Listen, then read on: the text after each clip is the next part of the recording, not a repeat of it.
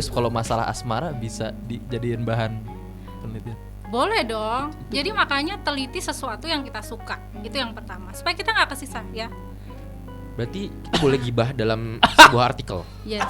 Itu yang nggak boleh di dalam artikel. Nggak boleh gibah. Karena itulah. Nggak boleh. Tadi katanya bisa Nggak boleh urusan gibah. percintaan dalam. Nah itulah kenapa kalau kita misalnya nih ya, misalnya nih teman-teman Semnas pengen menulis artikel ilmiah, kenapa nggak boleh gibah? Karena harus ada supporting evidence. Nah, harus ada aspek kedua tadi kan harus ada bukti, evidence, harus data. ada bukti, harus ada data. Lo mau nuduh cewek lo selingkuh, ada supporting evidence-nya nggak?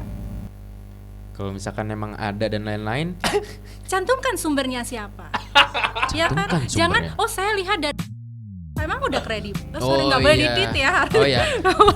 Iya. Tolong ya Oke, editor ya kan? di Harus sensor nanti. Itulah harus kredibel. Jadi artikel ilmiah itu menjauhkan kita dari gibah sebenarnya. Kenapa? Karena semua ide-ide gagasan kita di pendahuluan itu harus dibuktikan melalui literatur itu tadi. Harus ada supporting evidence. Kita mau bilang bahwa saat ini nih komunikasi digital lagi hype. Ada datanya nggak dibilang gitu? Kata siapa?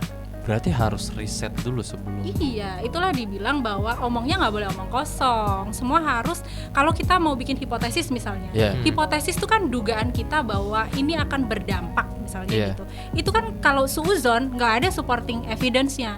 Tapi kalau kita sudah melihat bahwa temuan terdahulu melihat memang ada nih pengaruhnya, memang ada hubungannya, maka hipotesis kita itu bukan suuzon, baru tetapi bisa dijadiin dugaan hipotesis yang berdasar. Dalam asmara pun kan memang harus kayak gitu kan, nggak boleh asal tuduh.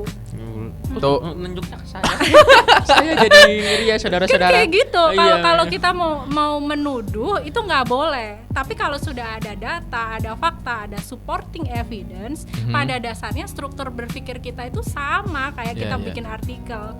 Gitu. Tapi isi dari artikel ilmiah itu sendiri apa aja tuh? Misalnya bab 1 tuh apa dan isinya harus apa dan gimana? Tadi kan permasalahan nih, permasalahan harus ada. Itu biasanya di bab 1 nih, ada pendahuluan, ada latar belakangnya, ya kan? Ada permasalahannya, ada fenomenanya, gitu. Fenomena. Apa yang menarik sih saat ini? Kenapa itu menjadi common? Kamu kan nggak mau membahas sesuatu yang nggak up to date, Iya, nggak kan? hype. Nah, bahas dulu sesuatu yang fenomenal.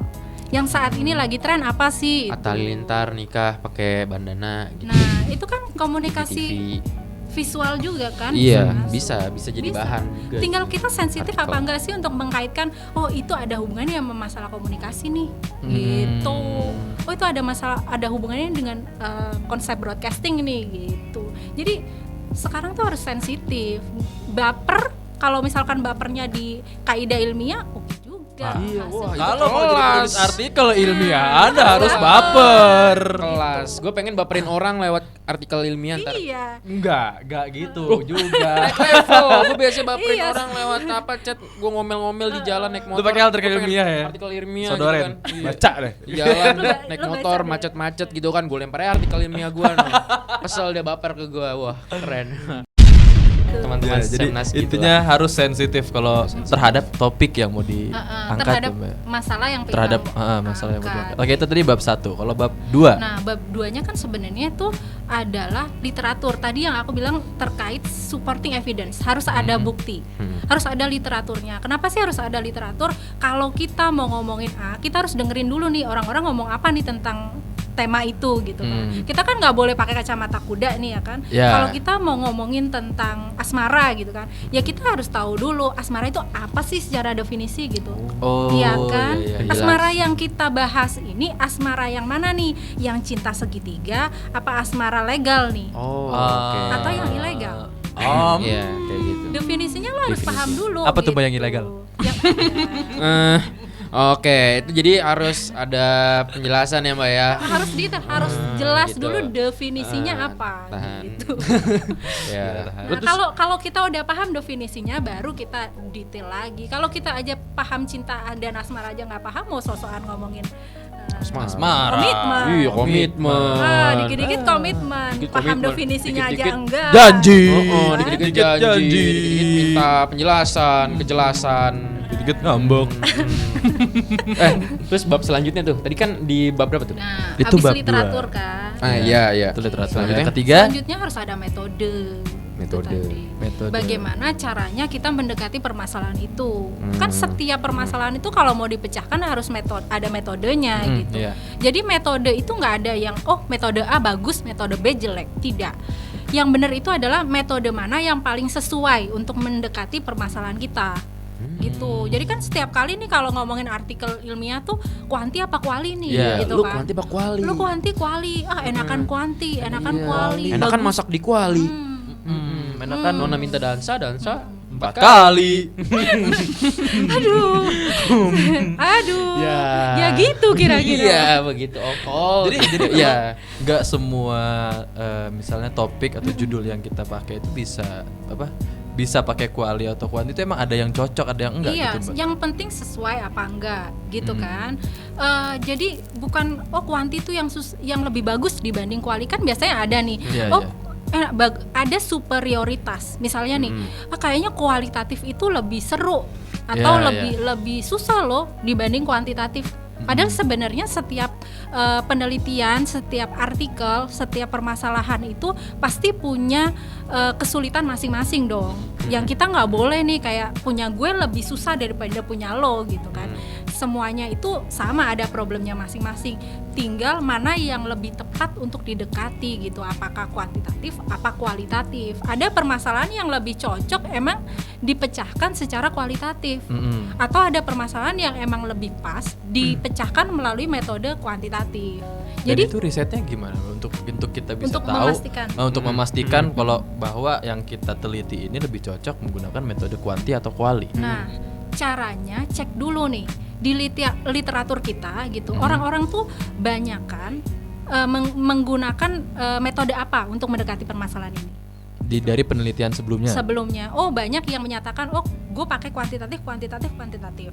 Jadi ada pilihan nih, apakah kamu tetap menggunakan kuantitatif nih kan, ataukah justru saya ingin mendekati dengan pendekatan kuali. pendekatan kualitatif supaya perspektifnya lebih Luas. fruitful, lebih luas, lebih lebih luas. banyak, finding gue lebih beragam gitu dibanding metode-metode yang lainnya, misalnya kan gitu. Balik lagi, apakah itu sesuai, apakah kalian afford atau mampu menggunakan metode itu. Kalau lu ngerasa bahwa saya lebih menguasai kualitatif nih dibanding kuantitatif, itu adalah alasan personal kan. Iya. Kadang gue nggak suka hitungan nih, gue mendingan kualitatif Iya, aja kok deh. kayak saya. Enggak ini ya, no kenyamanan offense ya. ya. Ya nggak apa-apa, Pak. Tapi memang saya mengakui aja kalau saya Nah, tapi itu masih kayak begitu. Betul, itu juga patut dijadiin considerations. Artinya teman-teman, kalau saya lebih nyaman penelitian dengan metode kualitatif, ya carilah permasalahan-permasalahan yang sebenarnya cocok untuk didekati dengan cara itu. Sama aja kan, lo kalau ngadepin masalah, kalau cara lo itu salah, yang ada bukannya selesai masalahnya, makin menimbulkan Ya, permasalahan malah baru. jadi masalah baru. Gitu. Nah, Tadi 3, 4. Ini terakhir belum nih? Terakhir tuh apa sih kesimpulan ya? Oke. Setelah metode, pembahasan pembahasan ya. dulu ya, Pembahasan. pembahasan dulu baru. Oke. Betul. Yang harus dibahas apa gitu kan? Ya. Yang harus dibahas tentu aja dari metode yang kita lakukan itu hasilnya seperti apa, gitu kan?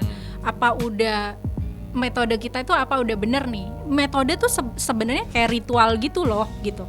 Kalau kita mau memecahkan masalah kan ada ritualnya dulu nih. Gue cek dulu nih sumbernya bener nggak ngomong begini. Udah bener nggak ya pertanyaan yang gue tanyain. Nah, yang sering kali terjadi tuh kan kita nanya sesuatu yang nggak penting, nggak esensial, Ya. ya kan? Pertanyaan yang harusnya kita tanyakan malah nggak ditanyakan. Nah, iya. ini yang bahaya. Nah, untuk mencegah hal-hal itu ya perlu kita uji dong. Apakah sudah valid, ya kan? Apa data-data kita itu sudah benar? Kita konfirmasi dulu gitu kan. Nah, kalau itu sudah benar, baru kita ngomongin kesimpulan nih. Tapi kalau cara yang kita lakukan itu udah salah, jangan ngomongin kesimpulan dulu gitu. Kalau cara lo memecahkan masalah itu udah salah, udah bisa dipastikan bahwa solusi kita itu nggak bener juga, gitu. Di situ tuh sebenarnya tanggung jawab kita sebagai peneliti dipertanyakan.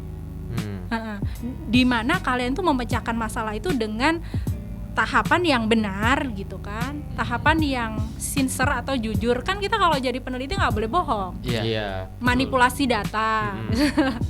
Nggak boleh. Oh biar ini nih biar itu, misalkan by request atau By lain request. sebagainya. jangan Iya. sampai itu terjadi. Kenapa? Balik lagi itu ke kredibilitas kita kan. Kita belajar jujur deh sama diri sendiri gitu kan.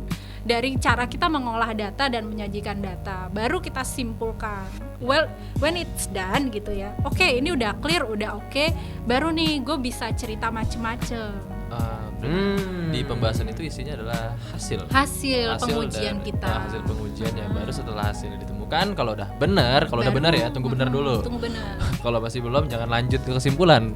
Korek gitu. Kalau misalnya ada yang nggak valid nih, jangan langsung jump to conclusions. Koreksi dulu, koreksi benerin dulu gitu. Oke. Baru ke conclusion dan saran. Saran gitu. Jadi itu tahapan-tahapan ya. Ya, itu adalah tahapan-tahapan tadi. Dari judul, catat. Kalau enggak nanti akan masuk ke itu. Nah, Biar bisa masuk ke Semnas, bisa jadi pembicara. ini udah jadi bocoran nih. Jadi bocoran nih barangkali Banyak kan. bocoran dari bisa tadi. dipublish gitu kan. Nah, terus aku mau tanya juga Mbak, kenapa sebuah artikel ilmiah itu? Tapi sebelum ke pertanyaan itu, aku mau minta tips dulu sama Mbak Nia supaya dalam penulisan artikel ilmiah kita bisa menyelesaikannya tepat waktu. Oke. Melihat banyak teman-teman kita di luar sana yang maaf ya, no offense, yang kita cuman nggak memang sebut. kesulitan, let's say kesulitan dalam menyusun artikel ilmiah jadinya lama gitu, Mbak, nggak jadi. Oke. Tipsnya itu jangan berhenti gitu. When you start, Jangan tidur. jangan berhenti. Oh, gitu. jangan berhenti. Jangan berhenti. Jangan Beda. Jangan berhenti gitu. Kadang-kadang kita tuh kalau misalnya udah mentok gitu kan, aduh saya nggak bisa nih pendahuluan, ya udah berhenti aja di situ. Padahal kan sebenarnya itu kita bisa mengerjakan dengan puzzling gitu. Dengan apa Pak? Maaf. Metode puzzle gitu loh. Jadi kita dari pendahuluan dulu, jam dulu ke literatur, kita cek dulu ke metode, boleh aja. Karena jangan salah, ketika kita menyusun bab 5 pun bisa aja kita masih ada koreksi di bab 1 gitu loh.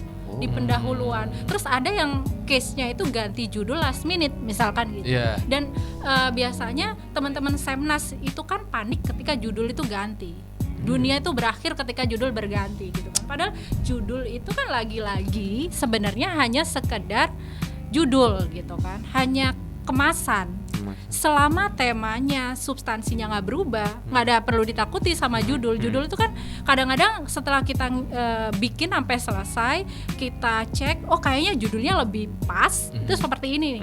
Nah, jadi jangan parno dengan itu.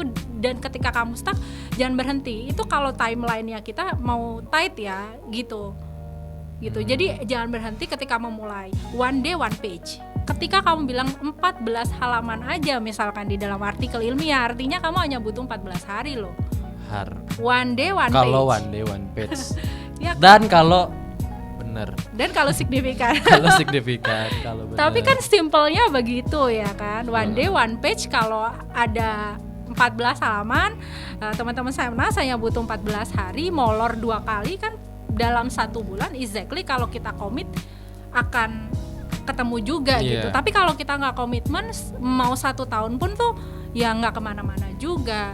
Dan kerjakan sesuatu yang kamu memang suka. Gitu. That's it.